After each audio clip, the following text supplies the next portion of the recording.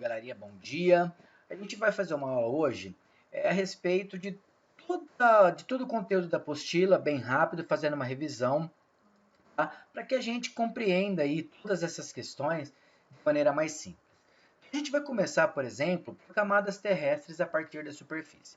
A gente sabe que o mundo ele não é, né, uma esfera rochosa total. Ele tem ali várias camadas, que vai desde a crosta ou crosta até o núcleo, pode ser externo e interno.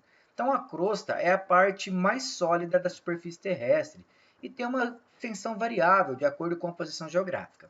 O manto é a maior das estruturas, é a maior das camadas. É composto por um material pastoso que está ali mais parecido com um doce de leite daquele que a gente compra de saquinho, ok? E é nele que se encontra as grandes formações rochosas que nós vamos chamar de placas tectônicas.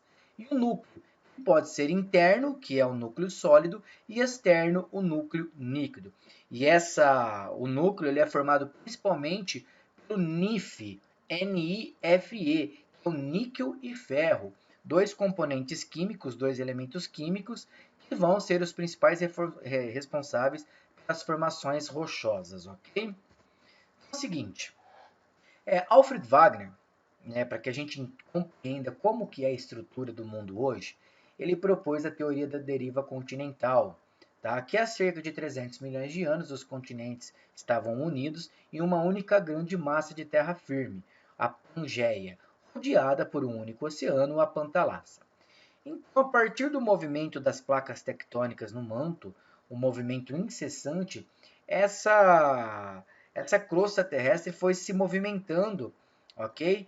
Formando dois grandes continentes, que é a Laurásia e a Gondwana, e ao passar de outros milhões de anos, né, chegou à configuração como a gente conhece hoje, como América, África, Ásia, Europa e Antártida, além da Oceania. Ok? Bom, para que a gente entenda, Alfred Wegener ele não soube explicar qual a causa dos movimentos, mas sim que existiu um movimento. E isso, através de vários estudos entre a América do Sul e a África, ele determinou essa situação, principalmente no que diz respeito à fauna e à flora e às condições geológicas. Essa ideia de Alfred Wegener, ela não foi aceita no círculo acadêmico. Ela só foi comprovada muitos anos depois, inclusive após a sua morte. Então, tudo isso acontece por conta da teoria da tectônica de placas, que né, a compreensão de que o mundo ele é composto por grandes placas rochosas que estão no manto, né, da Terra e estão em constante movimento, uma vez que o manto da Terra não é sólido e permite então a movimentação dessas grandes placas. Então, quando elas se movimentam, elas formam as montanhas, fossas oceânicas, ocorrem atividade vulcânica, terremoto, além de cordilheiras mesoceânicas, tsunamis, entre outros. Então, o que eu tenho que entender?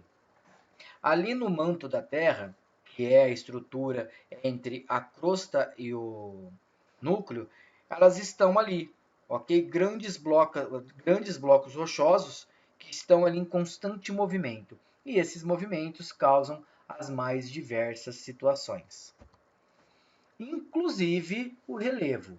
E o que é o relevo? É o conjunto das formas da crosta terrestre, manifestando-se desde o fundo dos oceanos até as terras emersas, que estão acima, né, dos oceanos, encontrando formas diferentes de relevo. Aqui está exemplificando muitas delas, tá? Como montanhas, planaltos, planícies, depressões, cordilheiras, morros, serras, inselbergs, vulcões, vales, escarpas, abismos e cuestas. Tá? O mais importante é eu entender que existem quatro mais importantes, e é esses quatro que vocês vão ter que se lembrar, que é planalto, planície, depressão e montanhas, ok? Planalto, planície, depressão e montanhas. Então, o relevo ele é resultante da ação de dois agentes, os internos e externos, ok? Os internos ou endógenos, como a própria palavra diz, né, dentro são as forças internas do planeta, causadas pelas pressões e altas temperaturas das camadas mais profundas. Geralmente, essas manifestações são violentas e rápidas, como é o caso dos terremotos e vulcões. Tá? Esses movimentos são construtores e modificadores do relevo terrestre, podendo levar milhões de anos ou apenas um dia. Ok? Quando elas ocorrem de maneira abrupta, tá? Elas são transformadoras rapidamente. Do contrário, esse movimento constante leva até milhões de anos, diferentemente dos agentes externos ou exógenos, ok? Esses agentes, eles atuam do lado de fora do planeta, tá? Mas não modificam rapidamente como podem modificar os vulcões ou terremotos. A sua ação é lenta e contínua, ok? E essa ação dos ventos, do temperismo da água sobre a crosta terrestre determinam a erosão e a formação de relevos em diferentes escalas, certo? Então vamos lá. Esses relevos, eles estão sobre uma estrutura geológica, que é o embasamento rochoso que sustenta as determinadas formas de relevo. A geologia e a geomorfologia reconhecem três principais domínios estruturais, que são as plataformas ou crátons, as bacias sedimentares e as cadeias orogênicas ou cinturões orogênicos, que são aí os dobramentos modernos. No Brasil, existem apenas plataformas ou crátons e as bacias sedimentares, ok? O cráton, ele pode ser definido como uma região geologicamente estável, sobre a qual se assentam, né, outras estruturas como as bacias, certo? Geralmente, eles têm raízes profundas desde o manto da Terra e sua formação data das eras pré-cambrianas, ou seja, são bastante antigas. Apresentam-se sob duas formas. Quando expostos e submetidos aos agentes de erosão, água, oscilações de temperatura, vento e etc., chamam-se escudos cristalinos.